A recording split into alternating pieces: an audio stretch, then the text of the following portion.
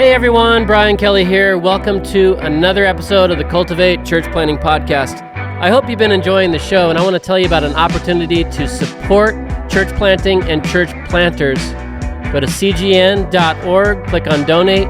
You'll see a drop down for church planting. I'm going to put the link in the show notes, but this is a great way to practically support the work of the ministry, support church planting, support church planters. We're going to see that all those funds go right out onto the field. So just wanted to tell you about that opportunity. And now let's get into the episode. Okay, welcome to the Cultivate Church Planting Podcast. And my name is Brian Kelly. I'm here with Alan Stoddard, who is... Hey, brother. Hey, who is an expert at all things church. He's been involved in a lot of churches, and I actually met Alan in my hometown of Ruidoso, New Mexico. I believe that's the first place we met, isn't it, Alan? Yep, and he was pastoring the Calvary Chapel there, and I grew up there, and my dad kind of helped with the church plant of that original Calvary Chapel. I was in high school goofing around and being a bad boy. And, they planted that church, and Alan was pastoring it, and he really took it to a new place with his evangelistic gift, and just the way that he does church and the way that he preaches is just such an inspiration to me and to others I know. So I'm thankful to have you on the show today, Alan. Man, my pastor in the black church used to say, forgive me for enjoying all that you just said about me. Like, wow. It's interesting that after all these years, I want to do church planting, and I've been going to anything I can go to just sit in the room, and I've got a lot of experiences throughout the years, but I'm scared to death. Yeah. Uh-huh. And people say you've got to be a little scared in the aspect that it makes you depend on God. Yeah. And I'm excited about that. At 61 years old, Brian, I'm like, this is exciting. Yeah, totally. And for those who are listening, Alan is in the process of planting yet another church, and they're about to get started pretty soon. And we were just talking before the show about a building they got. So why don't you just give us an update on what's going on with you, Alan? Yeah, I appreciate it. We moved to a little town south of Fort Worth, Texas called Granbury, Texas. I lived with my mom for 3 years, and she died just before Christmas. Wasn't expected, but she was older and just couldn't power through. And so we've been wondering, like, what are we doing in ministry? For 3 years, we've been doing a bunch of just other things, not pastoral ministry, not leading. I think the Lord has helped me to dismantle some ministry addiction in my own life. But this is weird. We connected with an independent Baptist church, which when Gina told me, she came out to Granbury 3 months before me so I could sell our house and turn the church over to Anthony Geraci. Well, she said, I'm going to an independent Baptist church. I'm like, no, we're not. What in the world? Well, she said, you're going to not believe it when you come, and you're going to love the pastor, and this is not what you think. And sure enough, I went, and this, on the outside, the church looks like a Calvary Chapel. Now, inside, it's got some similarities, but it's not Calvary Chapel. But what this church does is it's a church planting church. Yeah. They planted 12 churches already. And so when I got there, the pastor was like, hey, I want to partner with you in church planting. And I said, well, I'm a Calvary guy, and he doesn't care. He could care less. And I've been wondering where all that would fall, but it's true. They don't care. They're going to plant us here locally. So what we're going to do, there's a town about 11 miles from where we live called Cresson, and it's one of these Texas towns that is about to blow up with population. It's been small. It's about 12 to 1,500 people, and it's about to just grow. And they just put a bypass in to alleviate some traffic. Well, now people are going to want to move in there, and we can see that there's a need for a church in this town. And so they said, we've got a building.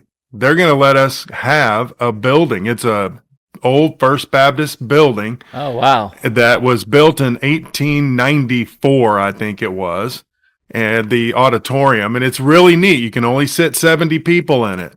But that's perfect for a church plant. I mean, that's perfect scenario. I think it's great. Yeah. I'm like, this is what I want to do. I'm asking the Lord to give us 70 people on Easter. Wow. Does it have and pews? That's when we want to launch. Yeah. Yeah. No. I'm sorry. No, it doesn't. Oh. It has chairs. That's okay. It's upgraded from pews to chairs. It's upgraded, but it still has that traditional feel. Yeah. Just enough to where you go, okay, I like this. Yeah. But it's got a contemporary element to it, and we're going to have to make it work. But there's not a life-giving church in the area, and there's definitely not a church that goes verse by verse through the Bible. Yeah. And so we're going to do all of that, and we're really excited about it. We're just excited. Yeah, I'm pumped for you, Alan, because Alan's been working with us in the Cultivate program, and we've been kind of tracking his progress and seeing the Lord open doors and sometimes close doors. But I'm really excited about this opportunity, man. I know it's going to be amazing. I'm going to come out and visit. As soon as you get up and running, I hope to come out and Once visit. we get rocking, yeah. Well, Alan, your background, you've been in church for quite a while. You were a Baptist pastor for a long time before you connected with Calvary Chapel. And you have a pretty interesting origin story. I call it an origin story, like you're a superhero or something. And like you mentioned at the beginning of the show, you've been involved in black churches, and you've got that kind of influence. Why don't you talk about that a little bit and some of your background? And I think our listeners would enjoy that. I became a Christian in 1988. I met my wife Gina on a blind date. I was in the Army, and I was in Germany, and my squad leader said, "Hey, I got a girl I want you to meet." I was like, sure. I was pretty pathetic. I was drinking all the time, binge partier. And I was like, well, okay, sure, dude. Well, he didn't really know her. His wife said, bring one of your soldiers home for my new friend that I've known for 2 weeks. I'm like, what? And that's how I'm on this podcast right now. I got saved. Gina was a Southern Baptist girl. And so I started going to church, got saved, and I thought I'd made a profession of faith when I was younger, but I had an 8-year run from the time I was 16 to the time I was 24 that I had a hard time reconciling with the grace of God. So I just stopped trying to figure it out. I repented. I had faith in the gospel, got just radically saved. And 4 years later, I got called to ministry in a small black church in Schweinfurt, Germany. And we have just had this unique it was another one of those times where I was training one time in 1989, and Gina said, well, I've been going to this black church. I think we should move our church membership. I'm like, a black church? Well, I like our church. So she's like been going. Well, I go for the first time. Never had been in a black church. And it was rocking. Yeah. I couldn't believe it. I didn't know you could do such things in church. It was just so emotional and vibrant, different. Yeah. It was incredible. I just stood there. I didn't know how to interact with it all, but So I went into ministry, went to Southwestern Seminary for too many years, and then Gordon Conwell. But we became Southern Baptists, just I guess because that's what we do. Gina was Southern Baptist. Okay, I wanted to go to seminary because I didn't grow up in the church. So when I'm called to ministry, I'm like, I don't know what I'm doing. So I went to school, and then I've been forced terminated, fired in 2 Southern Baptist churches. Revival would take place. It's the same old story. Good things start happening. The Sanhedrin of the church kind of go, okay, we think it's time for you to leave. And they put this pressure cooker situation in, and it becomes so difficult. Yeah. But I ended up at a large black church in Arlington, Texas, which was running about 2,000 at the time. And Pastor Dwight McKissick said, I'll give you a job right now. He knew I was being fired, and he said, man, come over and be our evangelism guy. And I said, sure. And that experience that was so good. There's something about being the only white guy in the room that is beneficial. And you just listen, you just experience culture and go, man, I can feel the pain now. There's some stuff there. And then there's some ministry things that we learn from different cultures, of course. Yeah. You know this from being in Uganda. There's this stuff you learn that is so beneficial just because you're in the room. Yeah. I love that. And it's like we are limiting ourselves, I feel like sometimes when we just stick to it's like when you think of a church plant and like white suburban America, they all look the same, they all sing the same songs, they all do the same things in the church. And to get out of I would even say more than our comfort zone, but just to get out and experience different churches, different congregations, and you're seeing the fruit of it right now because you're in a Baptist church that's planting a Calvary Chapel church, and you can see that they know your ability to kind of connect with those different churches and cultures. So, yeah, how has it affected your preaching? Because I love your preaching, Alan. You're dynamic, you're interesting, you're funny. How did that experience in that black church affect your preaching? It did a lot. The big joke was when I first went to First Baptist Ruidoso, a lady heard me on the radio, and she thought that First Baptist Ruidoso had hired a black pastor. Because guys, I want to say this about my hometown. So we moved there when I was a little kid, and I grew up there and went to high school and everything. It's a small mountain town in New Mexico, and it's the furthest thing away from a urban kind of inner city type or that sort of a thing. So we got these, God bless them, the little old ladies from Texas that have retired there, or that sort of community. So that's funny. Yeah. I remember when you were at that church, Alan. Yeah, it was so interesting. So all of this, I had decided early that I wanted to take preaching serious. And so I just started getting educated up on it, read as much as I could. I used to go to a preaching seminar every year. I just thought that's so worth it. I'm going to take 2 days to go to whatever's offered now. Things like the Expositors Collective. I'm just like, I'm going. I want to be in the room for that thing. And now you're involved with that, right, Alan? You're helping to lead some of those. That's great. Yeah. Yeah. Mike Neglia lets me be on the team. Thank you, Mike. Shout out for Expositors Collective on Cultivate. Yeah. The thing about preaching history and then black preaching is it helped me realize it's okay to be a little freer. And that fits with Calvary, kind of the spirit-led teaching. Yeah. And so it helped me go and I see this in you when you teach, because you will teach, you have a plan, but when you stand there teaching, it's kind of like you have a plan, but the Spirit's leading that plan. And it doesn't always come out like the plan. I learned that from for better or for worse. Sure. Yeah, that's right.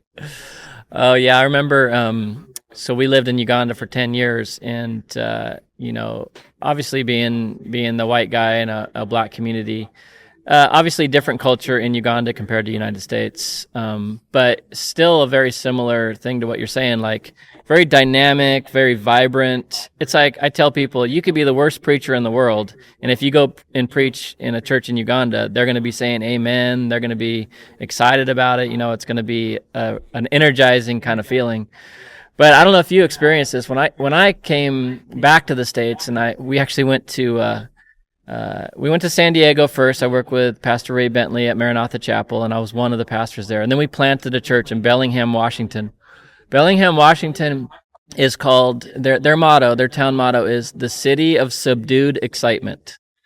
So everybody is just like, straight face, like kind of sitting there with their arms crossed, really no interaction when you're preaching. And it doesn't mean they're not into it or not listening. I mean, people are they'll come up afterward and be like, oh, I was so blessed. And I was thinking, well, why are you sitting there like this, just with your arms crossed and no interaction? But it's just a different culture. So I don't know about you, but I found it a little bit tough to go back into kind of a normal, what is normal? But a subdued congregation compared to what we were used to. I'll give you a story I heard recently. I went and my pastor here, Lonnie Lerman, he has opened some doors for me, and I went and spoke at a church planting thing.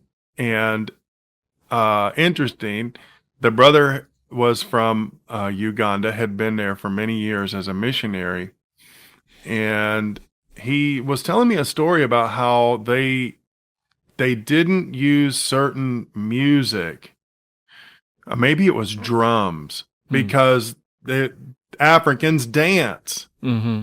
And because of that, we don't want to cause people to sin in church. Now, I agree. We shouldn't have people sinning in church. That's a good thing, although many of us have sinned in church. Yeah. Anyway, I thought about the idea of, we get in our church cultures and there is no way you're not going to have Africans dancing in church. Yeah. That's impossible. Yeah. I mean, that can't work. And then it makes me evaluate myself and go, I am thinking too much in one box. Yeah, that's and the not point. seeing Yep. that there is a much bigger box, and that American traditional Western Christianity is not the only way to do it. Yeah. Yeah, that's like the guy that asked the pastor, can Christians dance? And the pastor said, well, some can and some can't. So I'm one that happens to not be able to, so I'm just going to confess that right now. But thankfully, I married a wonderful woman, Lynn, who actually knows how to dance. So, I'm not as timid anymore when I hit that dance floor. But yeah, you're right. It's like we have so many preconceived ideas of what church should be and what it should look like in a worship service. But I would encourage our listeners, man, go out and visit some other churches that are different than your own culture. If you're listening and you're in a black church, go to a predominantly like white congregation, suburban congregation. Just seeing kind of the pros and cons, the differences is really helpful, especially if you're going to be a church planter, because at the end of the day, I don't know if you agree with this, Alan, I think you do. At the end of the day, we want to welcome in everyone into our congregation that's meant to be there, and we don't want them to be hindered in any way by our cultural barriers that we've kind of set up for ourselves. No, that's absolutely right. It's what's hindering the church right now. We are divided, and we're not talking about it because it's all connected to things political. Mm-hmm. But we're all divided. We don't exactly know what to do, and then we don't want to mess with it because we're scared someone's going to label us as something negative. But I would say, we need to be sensitive, to be intentional, not just to be intentional for things that are different, but to also show we've learned some things from other cultures that we can incorporate in worship. Yeah. Like black music. Yeah. And we're seeing it. I mean, even in the mainstream, we're seeing it with Maverick City and some of these guys that are coming out with some really good songs that we're singing across the church spectrum. And I love that. I love that, the integration of that. But you mentioned something about, we're scared to do it because of the political implications, and everything seems to be tied these days to politics. I just want to give you another props. Don't sin by being prideful when I say it. But I love the way that you are so free, not only in your preaching and your church style, but even like when it comes to political stuff and issues of the day. I feel like you have a really good way of presenting yourself. Whether it's online or in person. So if you're listening to this podcast, Go follow Pastor Alan on Facebook for a couple of reasons, just to see his perspective on current events and things like that. But also, and here maybe we can talk about this for a minute. You've been doing an online devotional for quite a while now that you do consistently, and you've got guys that are logging in and watching and following you on that. Can you talk about that online devo? Yeah, and this can partner into the podcast that I want you to do. During the pandemic, when everybody was going online, I thought, what do I do? I was having panic attacks. I was like, oh man, everything stopped. I don't even know how to do this now. We can't do this and that. And I got my phone out in my kitchen one day and thought, I'm going to go online. I'm going to start going live. I tried it. I was terrible at it. But I thought, okay, now let's move the lighting. Let's do this and that. And I started going through books of the Bible. Mm-hmm. And I realized a couple of things. One, that my personal Bible study was horrible. I was studying for sermons, but I wasn't studying like I used to when I first became a Christian, where I just took a Bible and marked it and got all in it and just highlighted, circled, underlined, studied just it. For personal benefit, just for your own. Oh man. Yeah. I had gotten so far away from that, and I had to admit that. But then the other was, another sleeper idea was that people want to be guided through the Word. They want it. And I think the more we can make spaces for that, the better. So I've been going through books of the Bible, basically verse by verse, sometimes chapter by chapter in bigger chunks, but primarily just as much as I can get in a 25-minute time. And there's about 25 to 40 people that log on every day. I'm in the 25 season right now. I don't really care about how many people get online. I'm just like, this fits my thing. I've kind of mastered. I've got a niche. And so in March, it will be 5 years. Wow. I cannot believe it. That's good, man. I'm so impressed with that, because and to have 25 to 40 live viewers, that's pretty good. That's because they're interacting too. I mean, they're on archive, so you can go back. And I was just looking the other day, and you can see people saying, "Hey, we're here, we're listening, we're interacting." With That's really cool. It's become a little family. They're from all over the place. Many of them are from New Mexico, but many are not, and they're from all over the United States. And I'm about to get onto YouTube because the people that know this better than me tell me you need to be on YouTube also, at least, because the amount I'm going daily. And what I've learned is the only way that we could really make this happen now in our culture is to experience a daily faith. It's got to be online. We can't, we don't live in those small house church agrarian cultures anymore. And so it's created a daily exposure to people, and it's really been amazing. If I'm traveling, I'll be in the airport. I'll try to still do it at the airport. Wow. And I may not go through what we were going to go through, but I'll still get online. It's really pretty easy, actually. Yeah. Do you just use your phone, or do you have like a setup or something, or what do you do? Yeah, I have a Mac here, and then I use I used a Logitech 920, but I've learned that the iPhone's the best. Yeah, they have good cameras. It's the one you already have. Yeah, exactly. That's excellent. And so I use a camera continuity, the function on it, and it works great. Cool. Do you have like a little like tripod or something that you set it up so you can use your hands and all that? I use, there's a thing that Beltec has that goes on top of the computer, and it'll magnet the phone on it. But if I'm traveling, I've got a $30 stand that I take with me, and just do it. I think, and I've got this from you, because I've killed the conversation on this. I've watched what you do with social media in church, and I go, that is just the way to communicate. Consistent, concise, meaningful, vibrant, and it's not that difficult to take your phone and do that. It's not that difficult. That's right. Yeah. That's where people live. Yeah, whether we like social media or not, people live there. Yeah. Are you using TikTok though? They're going to cancel that. They already. Yeah, I'm on TikTok. Okay, man, you're with the young people too. I'm not even on TikTok. You need to teach me about that. And I haven't done much on it yet, but I'm going to as we plant, because that's where people are. I'm about to go full Brian Kelly, Nick Cady. I'm following you guys, and I'm going. What I've learned as an older guy is follow guys like you guys, because you have a nuance to ministry that I don't have. And I could either try to figure it out myself, or I can look at you guys and go, no, I should follow these guys. They're leading. And we're following others too. I mean, there's others that do it obviously much better than me, or even Nick Cady, who's an expert. But Alan's been trying to get me to do a podcast. That's what he mentioned earlier about all the little tips and tricks and what we do.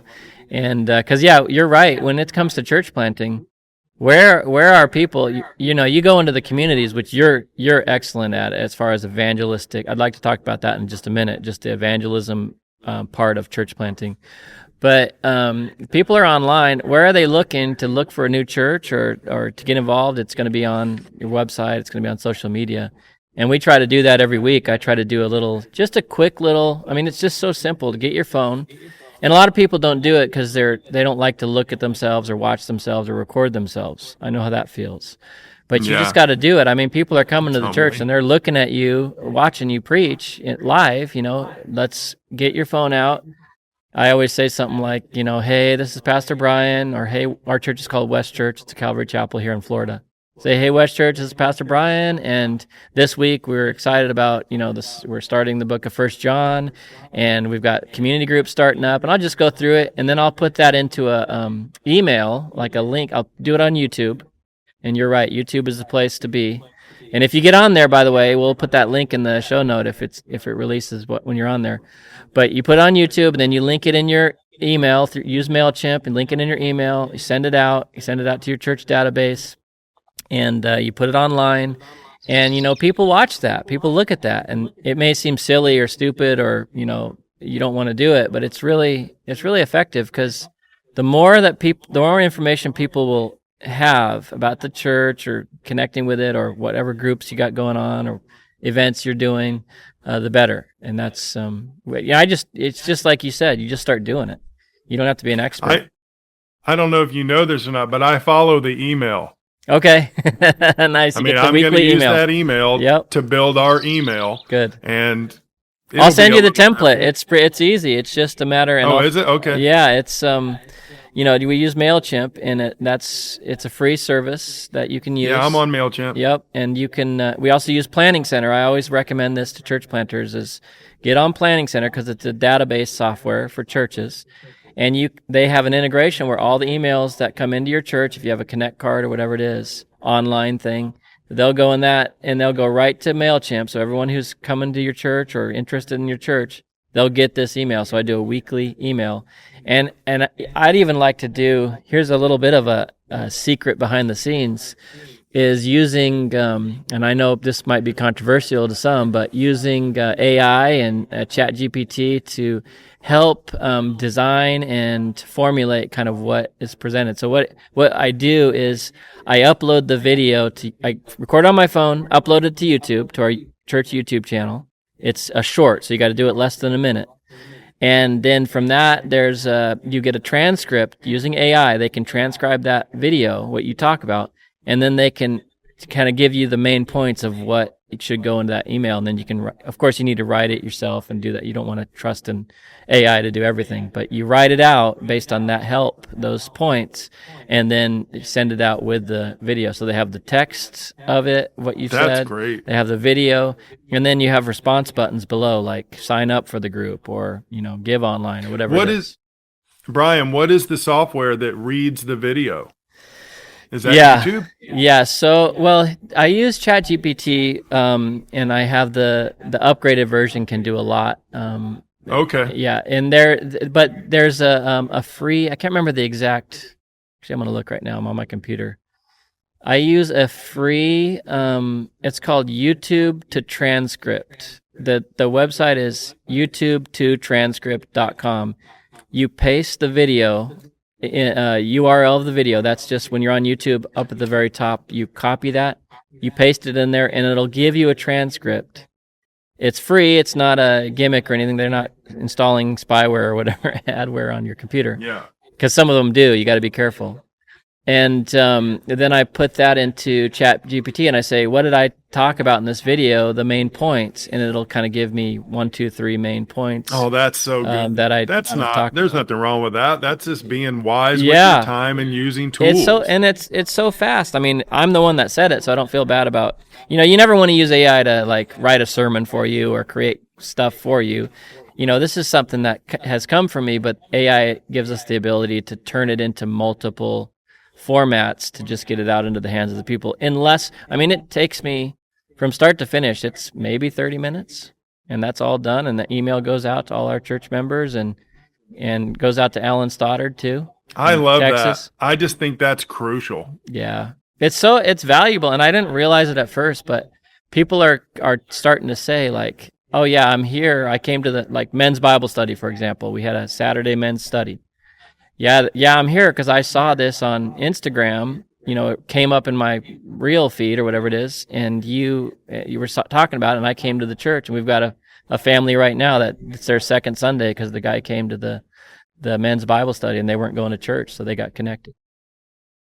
Yep, using all this stuff. That's why we want to do it. Yeah, but that devotional thing, man, that takes a little more time, a little more commitment, but I think that's very fruitful. The way that I do that with the Bible books, if it's when I taught through Daniel, I had never taught through Daniel. So I went to David Guzik's material and basically immersed in it. Yep. That I was on a learning curve with that book. I'm not good with that book. I've never taught through that book. I knew the easy chapters. Yeah. You know, that's a good way to put it. Yeah, that's a good. Aren't you going through Daniel right now? Yeah, we just finished. Yeah, we did. Yeah, Chapter 11 is horrible. I hate to say that about the Bible. Lord forgive me, but it's hard. not easy. Yeah, it's hard stuff. So those books I'm having to study for, and that's more pressing. Like right now, I'm going through Acts. I don't barely study at all for it. I may look up a Bible word because I want it to be fresh. Yes, I don't want it to mean. be something I'm studying for. I really just want to go, let's just get in the book and let it happen for 25 minutes. And I'm a spirit-led guy. That's so awesome. And that's I love that because we do that at, so we have church on the beach. That's how we started this church. We just started meeting on the beach. And, you know, at first I would prepare everything. You know, I'd do an outline, and like I normally do, I outline and study and do the commentaries, all this. And then after a while, I still do that on Sunday mornings. I still put the time in, and prepare and all that.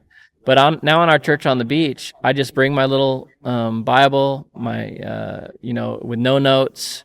I study a little bit beforehand, like you said, just to make sure I know what I'm talking about and some of the passages that could be challenging. But yeah, we go through Gospels. You go through the Gospels or the book of Acts. You've taught it before, so you refresh yourself on the content, and then you just go for it. There's no real outline that you've created. And a lot of times, a lot of preachers will say, "Oh, you shouldn't do that. That's, you need to have a, expository preaching. You got to really get to." And I agree with that, but I think there's value in that. What you said, Alan, is get out there, open the Bible, and go for it. Yeah, this would be a Mike Neglia thing, but it doesn't mean you're not being expository by opening the Bible and being spirit-led on a book that we're not trying to say we're any better than anybody. We're not smarter than anybody. We're not saying we don't need to study. I think you're smarter than me. I'm going to just go ahead and say that, so we'll just put that out there. Say that again? I said, you're smarter than me, so I'm just going to say that. I don't know about that. Nick Cady. He's smarter than both of us. Yeah, Man, he called me smart one time in the car. Did he? I was like, he never called me smart. I couldn't believe it. I was like, wow, no way. I get around him and I feel... I'm like, how do him and Justin Thomas? Oh, my goodness. Yeah, I can't even stay in the same room. Like that. I'm surprised they let me hang out with them. It's like, wow. Yeah, we're all learning from one another. And I do think we can overstudy a text. I think in church planting, people are looking for spirit-led, vibrant authenticity. Sometimes you can study so much that gets lost. Yeah. And I agree. Yeah, and that's an issue with new preachers and new church planters. They put so much time and study and commentaries and Bible dictionaries and cross-reference, all the things you do, but they put so much time into it that it almost like quenches the heart of the message that God wants to communicate. Yeah, that's a topic for another episode. I think that's one that would be good for maybe. I'm sure Mike does on Expositors Collective podcast. He's talk about a podcaster. That guy, man, he's amazing. He is. Yeah. Dang, Alan. Okay, so you're planting the church and you're doing your thing. And when's the start date? We are going to launch on Easter of 2025. Think that's just the best time to try to get new people to come out from that community. Mm-hmm. There's not another Sunday well, there is another church there, but it's there's room for another church. What we will be doing will be different. Yeah. And so there's plenty of room to grow in the community. And so if people listening to the podcast would pray for us, we're asking the Lord to give us 70 people on Easter. Yep. We are solidifying our core team, our pastors we've got another family that's going with us. Good. That's a Calvary family. And then our pastor's about to announce it to the church, and people are already just going, yeah, we're going to go with you. And they'll come out for 6 months to a year. They've done this before. It's the oddest thing to me because it's really a little bit out of my wheelbox. Yeah. But I want to have faith to go with these guys. I think, man, I want to see this happen because I think partnership like this in the body is just healthy. And I want to just be able to go, you guys, I'm partnering with you. So our missions giving is going to be, I haven't told you this yet, but when we start on Easter, when we start rocking, we're going to start giving to Cultivate. And then I want to give Praise the Lord. That's what we like to hear. The local church planting piece here locally. I want to just say, like, for the first year, that's where our missions giving is going to go. Yeah. We're going to call it Imagine Church based on Ephesians 3:20. He's able to do far more than we could ever think or imagine, and try to push people to the ideal, not just to dream big. I think that's important, but I think what gets lost is in Ephesians, Paul's talking about life change. Yeah. And that life change is what God does according to the power at work within us. It's that changed life to where in the very ordinary of life, we can experience the extraordinary of God. So pray for us that we'll have 70 people. And then when we get to 120, I've already made this commitment to the Lord. When we hit 120 adults, we're going to start talking about planting another church. Oh, man. God's going to bless that. I know that God's going to bless that because that's the heart of God. To plant more, to go out into the world and make disciples. Disciples happen in the local church. We're planting churches. I love it. I love it, Alan. There's a couple reasons for that. One, I regret the days where I didn't do that and kept growing the church without trying to have the conversation. And then the other is that we need more churches. Yeah. And I think I'm getting older. And so I would love to be a sending church. Yeah. I've never done that. I've always been a part of a church that gave money to a system that did that, but we've never been the sending church to go, hey, we're going to send out 25 people. Yeah, I like that. Man, are you going to do some kind of a training, like a school of church planting or anything like that? Or are you just going to let it happen organically as the Lord kind of leads? I haven't thought about that. I would prefer to do some training. Yeah. And then if you have a pastor, if any of us knows of a pastor says, I'm looking to plant, we partner with you. Well, that's the thing is I'm asking because in Cultivate, we're seeing a lot of guys who they want to plant, but they're not part of a home church or a local church that has that same vision. You know, a lot of pastors, people may not believe this, but a lot of pastors want to keep everybody in, keep everybody for themselves. They don't have that heart like your pastor at this Baptist church has or like you have, where they're sending people out. So there's a lot of guys that want to plant, they just don't have the church that's going to help them get there. And we're actually, we just talked about this, looking for connections like your church is going to be, Alan. I'm already proclaiming it over your church. Yes. Like your church is going to be to send these guys to say, hey, this guy's planting churches. You want to plant a church, go down to Texas or go down to Florida or wherever the church may be in their area. So I love it. I think it's great. I'm excited, man. Yeah. Thanks for letting me come on the podcast, man. It's good to see you. Good to talk to you. I hope to see you at the conference. Yeah, for sure. And Alan, thanks for being with us today. And I'm going to put, I want to put those links in our show notes, and because I think people getting connected with you and be a part of your journey is going to be really a blessing to them. Get on that Devo. Get on that Devo. Yeah, amen. Eat your Bible. Eat your Bible. All right, Alan, God bless you. It's been great having you on the show. God bless Thank you, brother. Yep. Thanks for listening. The Cultivate Church Planting Podcast is part of CGN Media, a podcast network that points to Christ. Check out cgnmedia.org for more great shows and ways to support the ministry.